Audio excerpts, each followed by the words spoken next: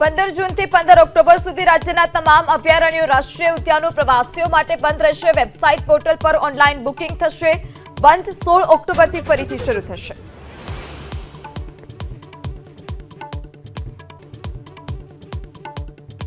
Gas લાઇનમાં ભીષણ આગ। વલસાડના તમડાચીમાં થોડીવાર માટે અફરાતફરીનો માહોલ સર્જાયો। જાનહાનિના કોઈ અહેવાલ નહીં।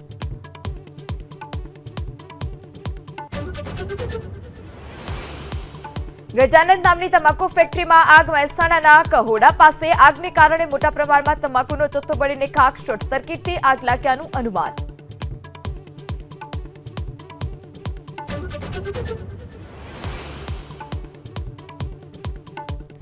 અમદાવાદના બાવળામાં ડ્રેનેજની કામગીરી અટકાવવાની ધમકી આપનાર કોંગ્રેસ કોર્પોરેટર સામે નોંધાયો ગુનો। જીગર ભરવાડ સામે જીયુટીસી ઇન્ચાર્જ મેનેજરે નોંધાવી ફરિયાદ।